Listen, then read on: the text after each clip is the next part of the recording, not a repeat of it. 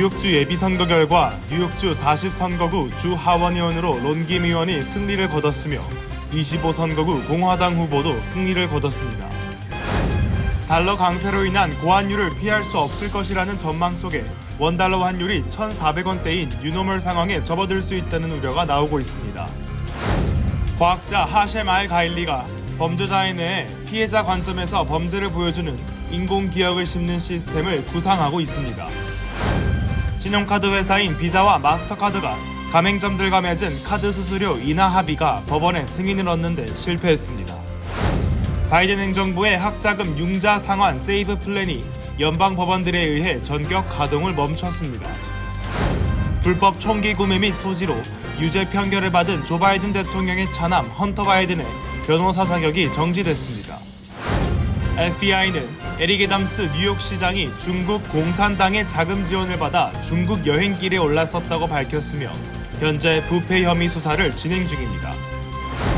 여름 방학을 맞아 뉴욕시가 다양한 무료 프로그램을 운영합니다.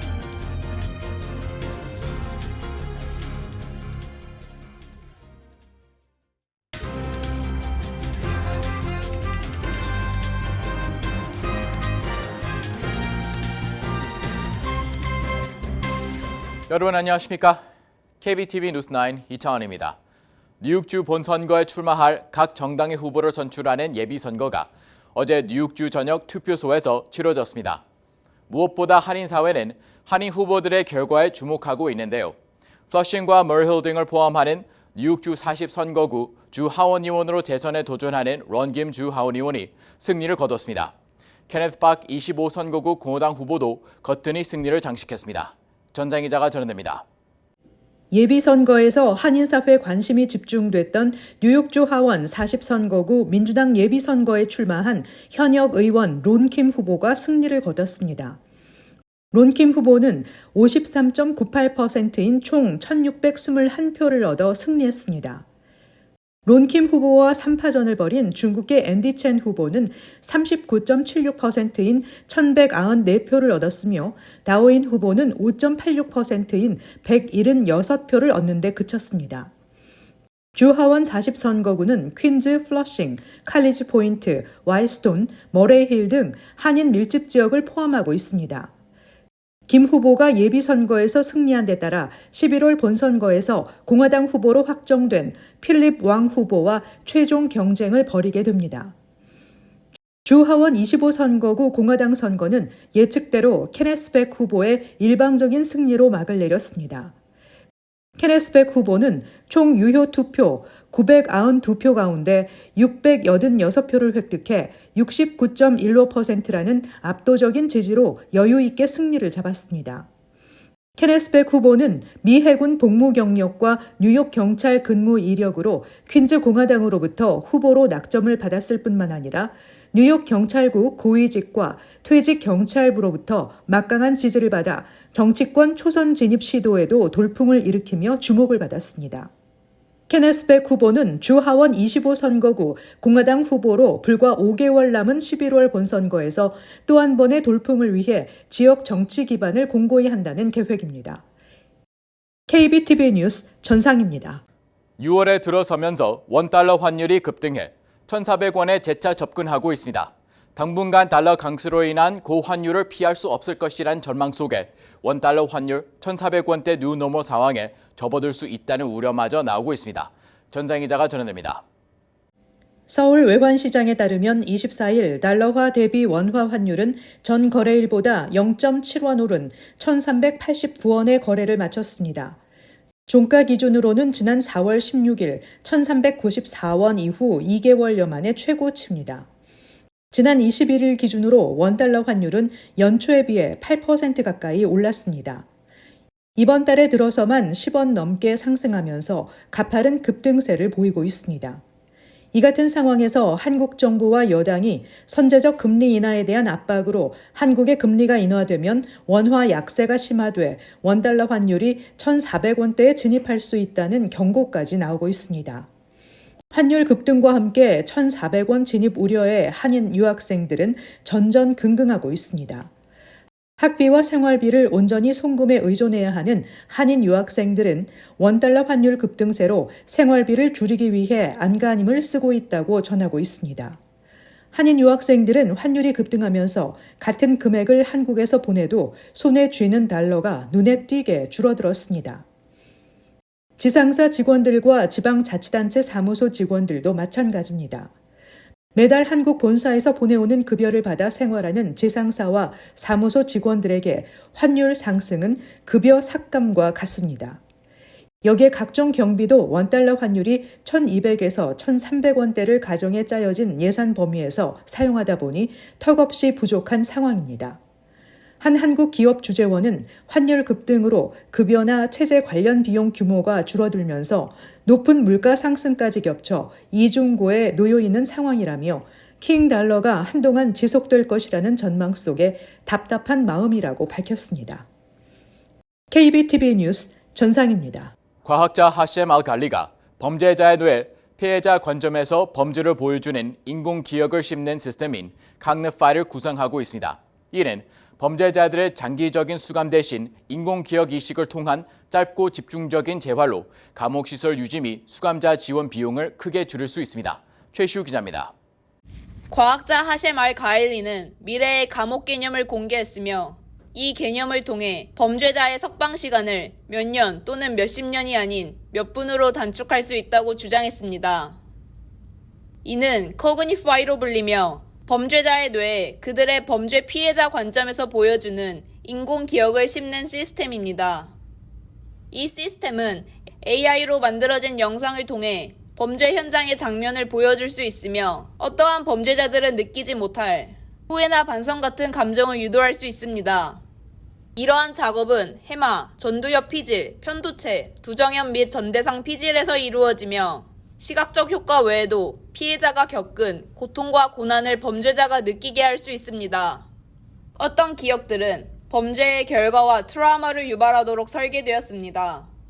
이러한 기억은 폭력 행위의 장기적인 결과, 예를 들면 피해자 가족의 슬픔이나 피해자가 겪은 신체적 정서적 트라우마를 시뮬레이션할 수 있습니다.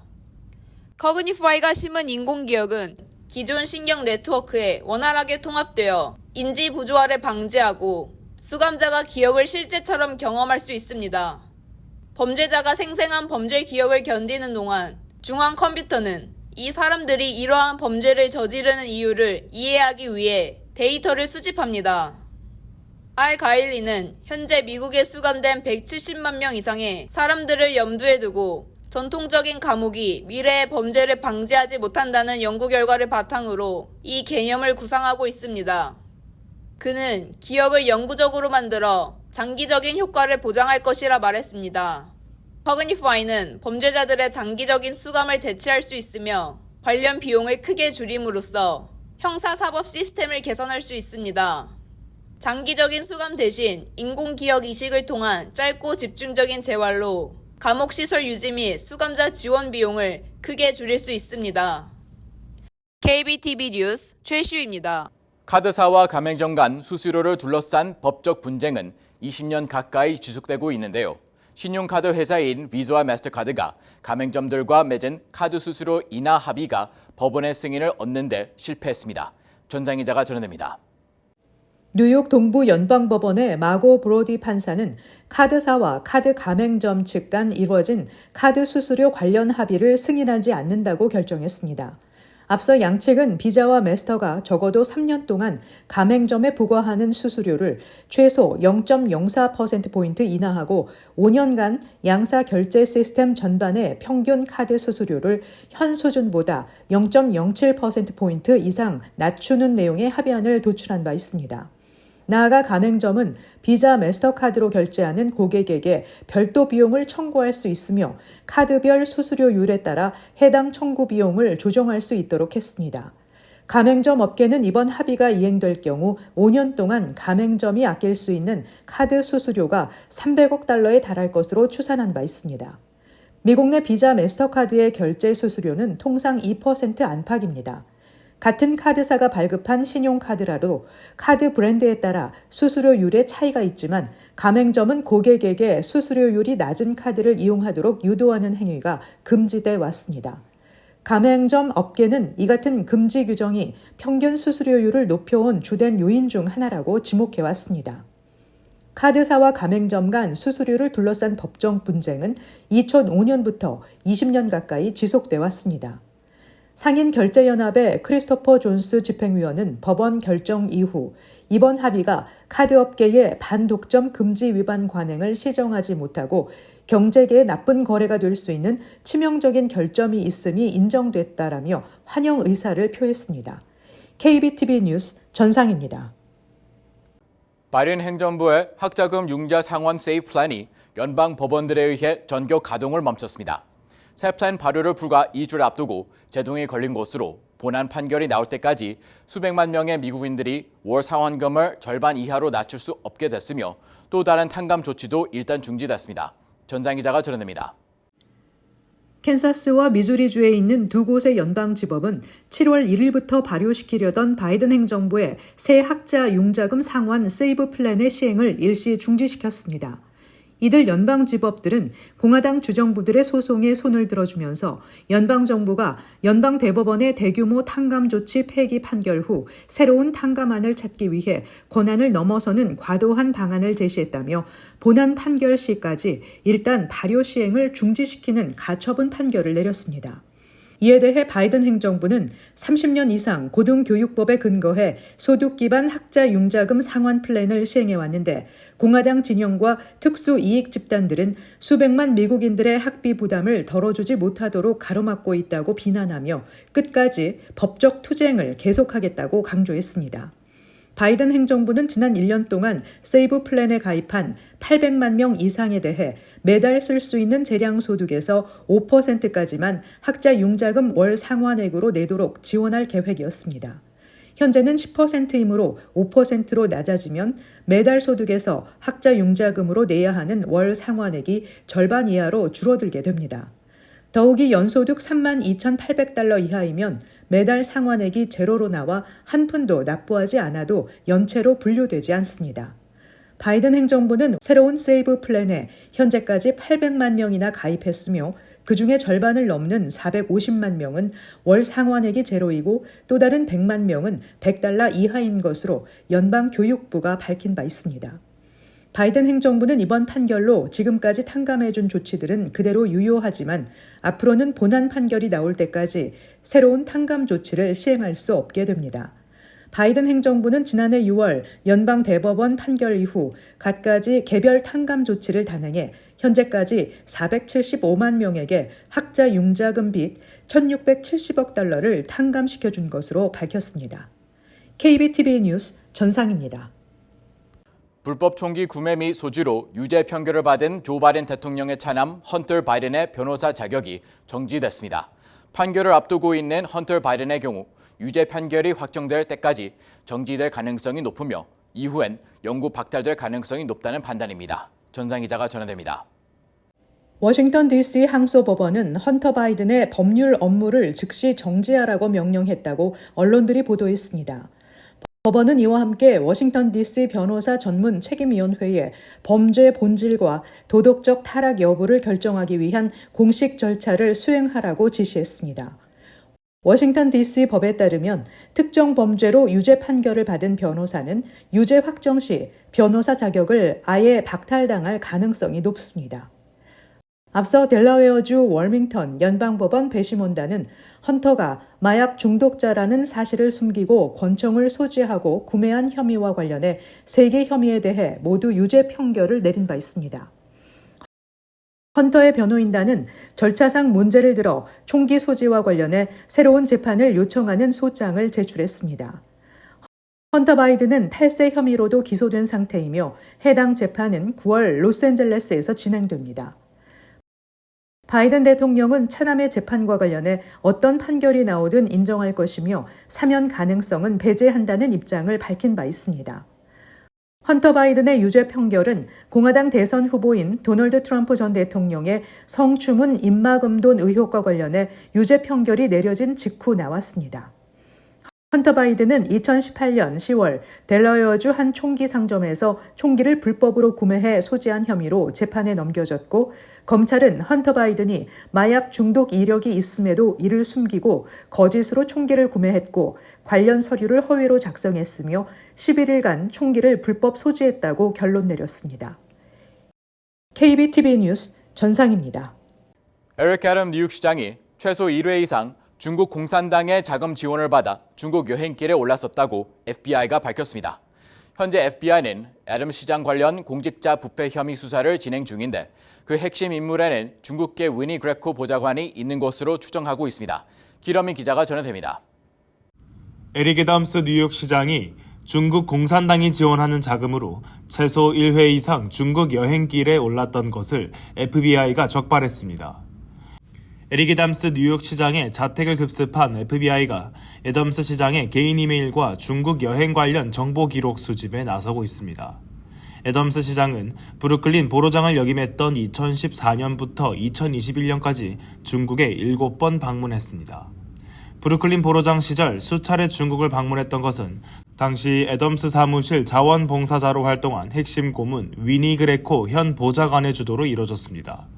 이번 여행 관련 기록을 통해 중국계 그레코 보좌관과 애덤스 시장이 연루된 공직자 부패 혐의 관련 광범위한 조사가 이뤄지고 있는 것으로 전해집니다. 애덤스 시장과 위니 그레코 보좌관의 금전적인 관계 및 자금 출처 등에 대해 뉴욕시장실 대변인은 그레코 보좌관은 뉴욕시청 소속 직원이 아니라며 애덤스 시장은 아무런 잘못을 하지 않았다고 전했습니다. 이어 이번 수사와 관련해 2014년부터 현재까지 이메일 서신에 대해 독립기관인 이해상충위원회를 통해 검토한 결과 위원회는 명백한 이해상충 법률 위반 내용을 발견하지 못했다고 밝혔습니다. 하지만 현 브루클린 보로장인 안토니오 레이노소는 브루클린 자치구 문서 기록에는 그 어떠한 중국 여행 관련 정보도 남아있지 않은 상태라고 전했습니다. 한 소식통은 그레코 보좌관과 그의 측근들이 지난 7년간 비공식 이메일을 사용해왔다고 전했습니다. 시장실은 행정부 관련 업무가 아닐 경우 개인 이메일을 사용하는 것은 허락되어 있는 사안이라고 강조했습니다. 올해 61세인 그레코 보좌관은 현재 뉴욕시 아시아 담당 책임자로 활동하며 동시에 중국 공산당을 지원하는 단체의 컨설턴트로 활동해 왔습니다. 그레코 보좌관은 지난 2월 자신의 지위를 이용해 주택개조 특권을 받았다는 혐의로 연방수사당국의 조사를 받았으며 그레코 보좌관의 집을 급습해 자택 수색을 이어갔습니다. 현재까지 애덤스 행정부에서 수사를 당한 보좌관은 브레아나 석스, 라나 아바소바에 이어 위니 그레코까지 총 3명으로 늘어났습니다. KBTV 뉴스 길려민입니다. 뉴욕 일대 모든 학교가 여름방학에 들어갔습니다. 유독 여름방학이 긴 미국에서 학령기 자녀들과 방학을 어떻게 보내야 하나 고민하실 분들 많을 텐데요. 뉴욕시가 운영하는 여름방학 무료 프로그램들을 정리해봤습니다. 기러민 기자가 전해드립니다. 뉴욕시 모든 학군의 여름방학이 시작됐습니다. 2달이 넘도록 이어지는 긴 여름방학을 어떻게 보내야 하나 막막한 학부모와 학생들이 많으실 텐데요. 전문가들은 방학을 이용해서도 계속해서 다양한 것들을 배우고 활동하는 것이 중요하다고 강조합니다. 먼저 뉴욕시 각 도서관에는 무료 활동 및 독서 토론, 언어 클래스, 어른을 위한 직업 교육이 진행됩니다. 뿐만 아니라 뉴욕시 공립도서관 카드 소지자는 90개 이상의 박물관과 명소에 무료 입장이 가능합니다.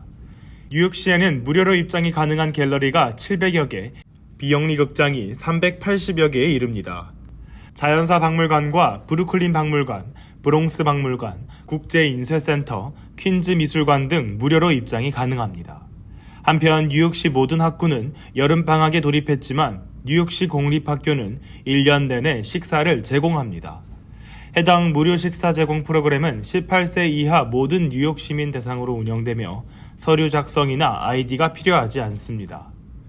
무료 식사 제공은 6월 27일 목요일부터 8월 30일까지 월요일부터 금요일까지 운영됩니다.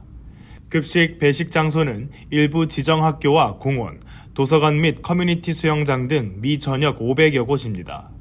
이 중 커뮤니티 수영장에서는 유일하게 주말에도 식사가 제공됩니다. KBTV 뉴스 길려민입니다. 차량 단속 원인은 요금 회피와 미등록 차량, 정지된 면허 등입니다. 단속은 이번 달 3일 동안 로버트 케네디 브릿지, 윌리스 애비뉴 브릿지, 떨드 애비뉴 브릿지 등 6개의 교량에서 실시됐습니다. 태스크포스는 특히 유령 번호판으로 인해 식별이 어려웠던 기존 요금 회피자를 추적 체포했다고 밝히며 이는 교통 혼잡료 중단에 따라 MTA의 예산을 돕기 위한 작업이라고도 밝혔습니다. 잠시 후 커뮤니티 브리핑을 전해드립니다.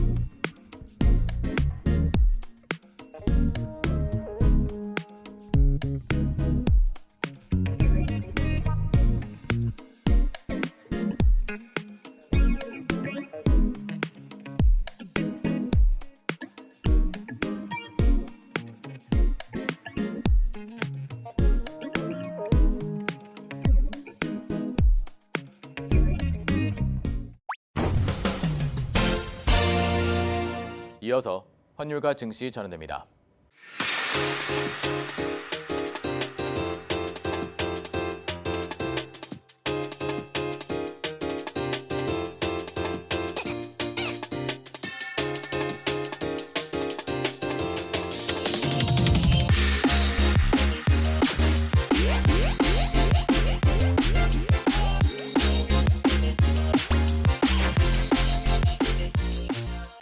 잠시 후 뉴욕과 뉴저지 날씨 전해드립니다.